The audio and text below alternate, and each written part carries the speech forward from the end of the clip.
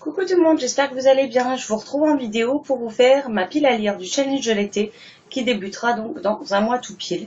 Donc c'est un challenge qui est organisé depuis plusieurs années par Saïfiel du blog et de la chaîne Les Petits Mots de Saïfiel.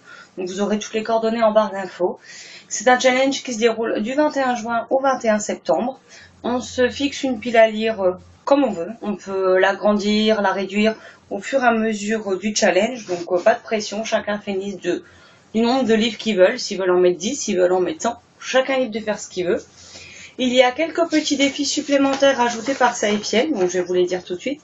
Lire un livre de plus de 1000 pages, lire une antiquité de la Palle, donc qui est dans notre Palle depuis plus d'un an, lire un livre dans une langue étrangère, finir une série, faire une lecture commune avec un autre membre ou participer à la lecture commune géante sur Au fond de l'eau de Paula Hawkins.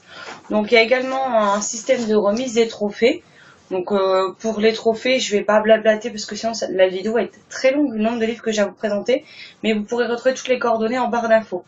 Donc il y a un groupe Facebook pour partager notre avancée, ce genre de choses, mais l'inscription se fait sur Livre Addict, donc que vous soyez simple lecteur, blogueur, booktubeur, peu importe. Je vous laisse le lien d'inscription directement sur le post d'inscription, donc en barre d'infos. Donc n'hésitez pas à aller regarder ce qui s'y passe. Pour ma part, j'ai une pile à lire de 48 livres. L'an dernier, j'en ai lu plus de 30. Donc ça fait beaucoup, mais en même temps, j'ai beaucoup lu l'été dernier. J'aimerais bien recommencer cette année. Donc je me mets comme défi personnel de finir au moins 2 séries. Je vais y arriver. De sortir au moins 3 antiquités de ma balle. De lire la moitié de ces livres. Donc je devrais lire 24 livres sur la durée du challenge.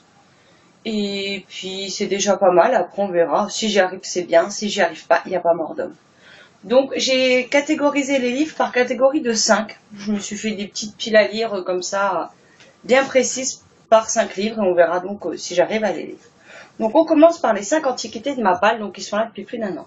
Donc nous avons le tome 1 de la prophétie d'Alysiane, Les élus de Justine Patero, aux éditions Valentina. Donc voilà, c'est un livre qui est dans ma palle depuis un moment, il est temps que je le sorte. Ensuite, on a Damanta, le tome 1, Les erreurs de l'innocence de Céline Guffroy, toujours chez Valentina. Donc en plus dans cette catégorie, c'est pratiquement que des petites maisons d'édition. Nous avons Alzorvampre, le tome 2, La quête des origines de Chloé Delalandre, publié chez Rebelle. Donc j'avais lu le premier tome quand il était sorti chez Valsambre. J'avais beaucoup aimé et maintenant qu'elle se penche et qu'elle bosse sur le tome 3, il me tarde de découvrir celui-ci parce que je sais que j'aurais pu non plus énormément d'attentes avant de connaître le fin mot de cette série. Le fin mot final, ça veut rien dire. Ensuite, un livre que Lionel, si tu passes par là, coucou, que je vais sortir cet été. Il s'agit des Arcanes du temps de Lionel Béra, publié chez Rebelle.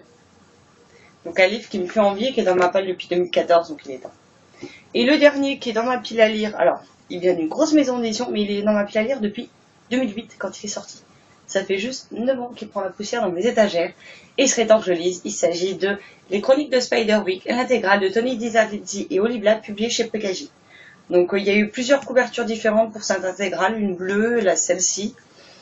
Et ça regroupe 5 tomes, enfin les 5 tomes de la série dans cette intégrale, qui fait combien de pages? Je sais les personnages. Et qui fait 470 pages pour 5 tomes, donc ça c'est correct quoi. Je sais pas du tout, je vais poser des livres pour pas qu'ils se cassent la gueule. Ensuite, on va partir sur les 5 séries que j'aimerais commencer. Donc on a Lux, le tome 1, Origine de Jennifer L. Armentrout, publié chez J'ai lu. Donc maintenant que les 5 tomes sont sortis et que le tome sur Daemon, enfin du point de vue Daemon, sort très prochainement, il serait peut-être temps que je commence la série. Une autre série terminée depuis Belle Lurette pour leur première parution, dont le dernier tome dans cette édition-là vient de sortir en début d'année, je crois. Il s'agit des Étoiles de Nocède, le tome 1, Vertige de Sophie Gemin, publié chez J'ai lu. Tout simplement, j'ai pris cette édition parce que d'une, c'est la moins chère, et de deux, c'est surtout que je préfère largement ces magnifiques couvertures à toutes les autres éditions. Ensuite, une saga qui est dans une collection qui aujourd'hui n'existe même plus, donc il serait peut-être temps que je m'y mette et qui est là depuis 2011. Il s'agit de Instinct, le tome 1 de Vincent Villomino, publié chez Nathan dans leur ancienne collection Blast, qui aujourd'hui n'existe plus.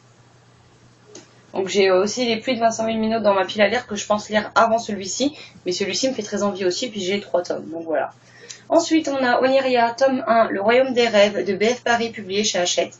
Donc là pareil, encore une fois une série qui est déjà terminée, donc il serait peut-être temps que je la commence. Surtout que j'ai les 3 premiers tomes dans ma pile à lire, donc je pourrais avancer si ça me plaît. Et le dernier, j'ai la série principale complète, c'est pareil, en 5 tomes, et j'ai toujours pas commencé. Il s'agit de Bien minuit, le tome 1, Attirance de C.C. Hunter, publié chez Michel Lafon. Donc c'est une saga qui me fait très envie, et le problème c'est que j'ai tellement de livres que j'arrive pas à tous les sortir. Donc voilà. Problème de lecteur, hein. Ça commence bien, si les livres commencent à se casser la figure. Je suis désolée du coup pour le bruit. Ensuite, on poursuit avec 5 séries que j'aimerais poursuivre. Donc on a Rebecca Keane, le tome 2, Pacte de sang de Cassandra O'Donnell, publié chez J'ai lu. Je pense qu'il est plus utile de vous dire mon amour pour cet auteur, que ce soit en jeunesse ou en urban fantasy, je crois que ça s'appelle. Vite, enfin, ce truc-là.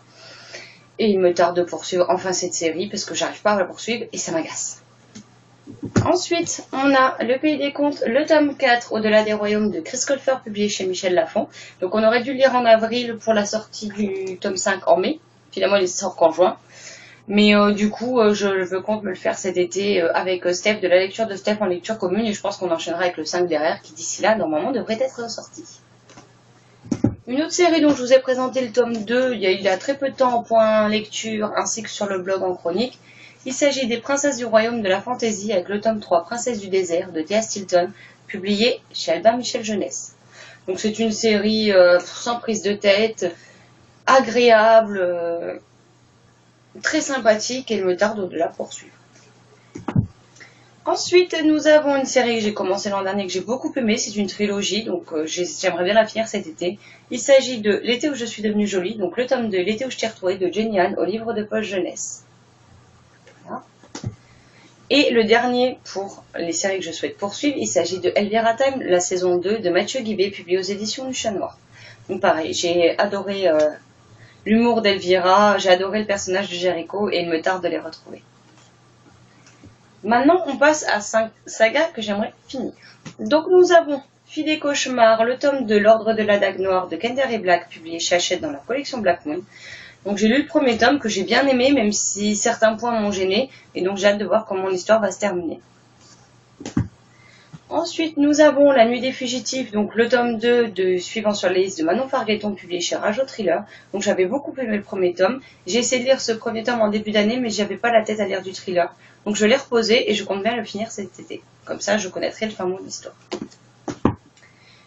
Un second tome également d'un diptyque que dont j'ai adoré le premier tome et qu'il me tarde de lire la suite. Il s'agit de La Symphonie des Abysses, le livre 2 de Karina Rosenfeld, publié chez Robert Laffont dans leur collection R. Et j'ai tendance à tout le temps dire l'inverse, je ne sais pas pourquoi. Donc voilà, encore une fois, il me tarde de savoir comment tout ça va se finir, puisque le tome 1 s'arrête quand même sur un cliffhanger et j'aimerais bien savoir comment nos héros vont s'en sortir. Il nous reste encore 2 dans cette catégorie, donc je vous ai présenté le 2 tout à l'heure, je vous présente maintenant le 3, L'été de Bandung de Jenny Han, publié au livre de poche jeunesse. C'est une série que j'aime beaucoup, l'écriture est quand même assez grosse, ça fait 300 pages et c'est parfait pour l'été. Et le dernier, qui n'est pas un dernier tome par rapport à la trilogie de base, mais en France on n'a jamais eu le tome 3 qui est sorti, je pense pas qu'il sortira maintenant un jour, donc je vais les lire quand même et terminer, tant pis, je verrai plus tard si je suis tentée par le lire en VO et si j'y arrive. Mais en tout cas il s'agit de Lola le garçon d'à côté de Stephanie Perkins, publié à la Martinière J-Fiction. Donc voilà, pour le moment, moi j'estime que la série sera finie avec celui-ci puisqu'il n'y en a pas d'autres en français et que pour l'instant je ne l'ai pas en VO, donc voilà. Ensuite, on va passer à 5 one-shots. Donc nous avons IRL de Agnès Marot, publié aux éditions Gulfstream dans la collection Electrogène, avec les pages toutes roses. Donc étant donné que, en plus de la lecture, j'aime bien jouer aux jeux vidéo, je pense que ce livre peut me parler et me convaincre. Donc on verra. Ensuite, un livre qui traîne dans ma pile à lire depuis sa sortie et que j'oublie tellement souvent que du coup je le lis jamais. Il s'agit de L'Enfant Papillon de Gabriel Massa, publié chez Hachette. Donc c'est vrai qu'on n'en a pas spécialement beaucoup entendu parler et c'est aussi pour ça que je l'oublie. Ensuite, un livre que je voulais tellement cette année, il s'agit de Je suis ton soleil de Marie Pavlenko, publié chez Flammarion Jeunesse. Donc maintenant que je l'ai, je compte bien me le lire cet été, sans aucun problème. Un livre d'un auteur que j'ai découvert cette année, que j'avais bien aimé, même si le livre a été tellement bouleversant que je ne le relirai plus. Il s'agit là, entre autres, de Nous autres simples mortels de Patrick Ness, publié chez Gallimard Jeunesse. Donc avec les tranches toutes bleues, enfin la tranche des pages toutes bleues. Et j'en ai entendu du bien, donc il me tarde de me faire mon propre avis. Et le dernier one-shot pour cette catégorie, il s'agit de Encore faut-il rester vivant de Anne Ferrier, publié aux éditions Magnard dans leur collection Aime les romans. Donc voilà, un livre assez court, hein, il fait 200 pages à peu près et qui me fait très envie, donc c'est le moment ou jamais. Donc j'ai dû vérifier si mon téléphone filmait encore parce que c'est la deuxième fois que je vous tourne cette vidéo et tout à l'heure, je ne sais pas pourquoi, on me voyait bien et d'un coup, on ne voyait plus que cette partie-là. On ne voyait plus ma tête, en fait, ça a été coupé, je ne sais pas pour quelle raison. Donc je vous la refilme en espérant que ceci ce soit bon.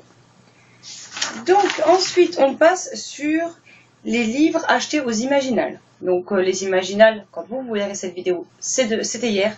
Pour moi, c'est dans 3 jours. Mais vu que j'ai déjà une idée précise de livres que je veux acheter sur place, je vous insère les couvertures ici puisque je les ai encore pas physiquement. Donc nous avons Omega de Deborah Jimarazu, publié aux éditions Kitsungari. Donc j'avais beaucoup aimé Les Gardiens de Lumière de la même auteure et donc il me tarde de découvrir son dernier livre. Un livre d'une auteure que j'affectionne tout particulièrement, comme vous le savez. Il s'agit des 9 gardiennes des arts de Rachel Berthelot, publié chez Sharon Kenna. Donc il me tarde de l'avoir entre mes mains de pouvoir le lire. Ensuite, on a Kella Marshall, le tome 1 de Estelle Wagner. Si je ne me trompe pas, le premier tome c'est L'Exil, publié aux éditions du Chat Noir. Donc pareil, un livre dont j'ai entendu bien depuis extrêmement longtemps. Et là, l'auteur sera présente aux Imaginales, donc je ne vais pas me faire prier pour le découvrir, surtout qu'elle a gagné un prix Imaginal cette année. Ensuite, on a Les Marcheurs, le tome 1 de Denis Labbé, publié aux éditions Rebelle. Donc ce sera une trilogie, et il me tarde de découvrir la plume de Denis Labbé. Enfin, j'ai envie de le lire. Et ensuite, ce sera Fitani, le tome 1 de Tiffen Crowville, toujours publié chez Rebelle, qui me fait très envie depuis sa parution. Et là, il y a le tome 2 qui sort, donc je me dis que c'était le moment de me lancer dedans. Donc voilà. Après, pour la catégorie 5 livres reçus ou achetés cette année, on a Library Jumpers, le tome de La Gardienne des mensonges de Brenda Drake, publié aux éditions Lumen. Donc une suite que j'ai depuis quasiment sa sortie cette année et j'ai pas eu le temps de le lire. Donc j'espère le caser cet été. On a Les Hells, le tome 1 de H. Roy, publié chez J'ai lu. Donc pareil, un livre dont j'entends beaucoup de bien et dont il me tarde de me faire mon avis, surtout que la couverture, je sais pas ce que vous en pensez, mais elle est juste divine en fait. Ensuite, Nos cœurs en désaccord de Crystal Sutherland, publié chez PKJ. Donc là, c'est une histoire d'amour peu banale, qui fait à peu près 300 pages, et puis c'est du PKJ, donc ce sera lu en quelques heures. Ensuite, Forget Tomorrow, le tome de Remember Yesterday de Pintip Dunn, publié chez Lumen. Décidément, j'arriverai jamais à dire son nom du premier coup. Donc pareil, il me tarde, j'avais adoré le tome 1 et j'ai hâte de savoir ce qui se passe dans cette suite. Et pour finir dans cette catégorie, nous avons Dragon Heaven de Robin McKinley, publié chez Pocket. Donc c'est également l'auteur de la réécriture de La Belle et la Bête qui s'appelle Belle, toujours chez Pocket, que j'avais bien aimé, même si je trouvais que l'auteur n'avait pas été assez loin dans sa réécriture. Donc il me tarde de la découvrir dans une histoire créée de toutes pièces par l'auteur. Donc voilà. Ensuite, on passe à la catégorie des 5 livres qui me font très envie. Nous avons La Maison des Reflets de Camille Brissot, publié aux éditions Syros, donc avec une magnifique couverture. Donc voilà, je l'ai trouvé d'occasion sur Price Minister et maintenant il me tarde de le découvrir. Nous avons Les Élémentaires de Nadia Coste, publié chez Castlemore. Donc pareil, une auteure dont je rêve de découvrir la plume depuis très longtemps. Et c'est ce titre-là, qui me fait le plus envie. Donc voilà. Un gain concours reçu il y a peu de temps, mais qui me fait très envie. Et je me rends compte que... Ah non, je suis mis de lui sur mon espier. Le temps volé de Chloé Duval, publié chez Milady. Donc c'est une réédition, si je dis pas de bêtises, puisqu'elle est sortie avec une autre couverture. Si je la trouve et que j'y pense, je vous la glisserai là. Mais voilà, c'est 300 pages, écrit extrêmement gros, et j'ai hâte de me découvrir ce petit livre. Ah, petit, façon de parler. Un autre livre d'Agnès Marot qui me fait très envie, Quelques pas de plus, qui est son dernier livre, publié aux éditions Scrénéo. Donc je vais, là, quand vous verrez la vidéo, je l'aurai embarqué avec moi pour me le faire dédicacer. Donc voilà. Et le dernier de cette catégorie, il s'agit de Sous-influence, le tome Un vertige de Gwen Ace, publié aux éditions Panini Books. Donc là, par ailleurs, c'est pas Nini Books, je veux dire, c'est écrit en mode très gros. Donc c'est le genre de bouquin en 4 heures, c'est plié. Hein. On passe maintenant, on a presque fini, à la catégorie des livres qui me font penser à l'été ou aux vacances, même s'il ne se passe pas cette période de l'année.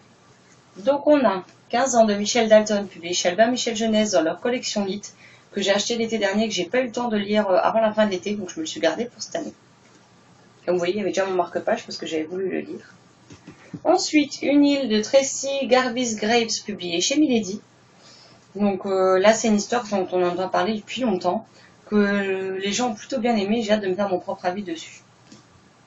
Nous avons ensuite Finisterae, le tome 1, Tu garderas le secret, de Jeanne Bockné-Carl, publié chez Rajo, avec une belle couverture, et puis derrière il y a un surfeur, donc ça me fait penser à l'été. Ensuite, nous avons Dans l'ombre d'Helena de Katharina von Bredow, publié chez Magnard dans leur collection M les romans. Donc c'est un livre que j'ai reçu en gain concours par rapport à la maison d'édition.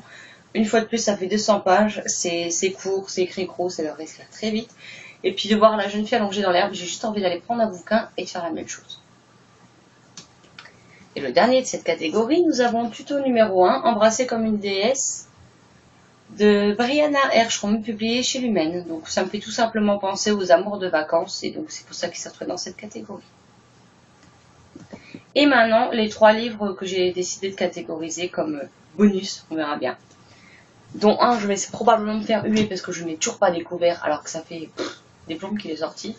Les Chroniques de Maquelalen, le tome 1, Fièvre Noire de Karine Marie Moning, publié chez J'ai lu. Donc je pense que j'ai plus besoin de vous présenter cette série. Hein. Je vais être une des rares à pas l'avoir encore lu. Tout le monde me parle de Baron. Ben maintenant j'ai hâte de le découvrir. Donc, ce sera peut-être chose faite cet été. Un livre...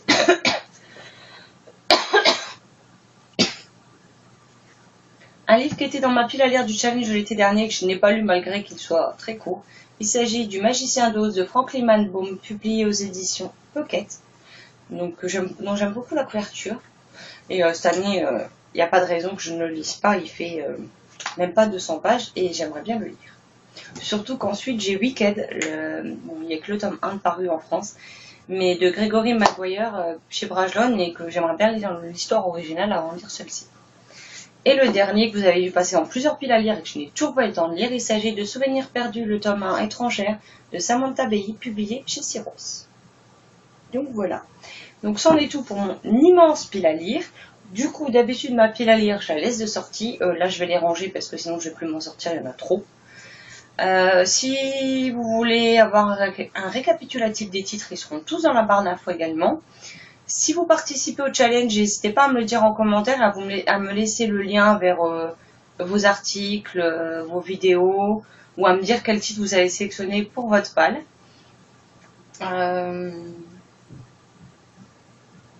Sinon, j'espère que vous serez nombreux à nous rejoindre et à partager avec nous sur le groupe. En attendant, j'arrête de blablater. Cette vidéo est maintenant terminée. Je vous souhaite d'excellentes lectures, un très bon dimanche et je vous dis à mercredi. À bientôt. Ciao, ciao.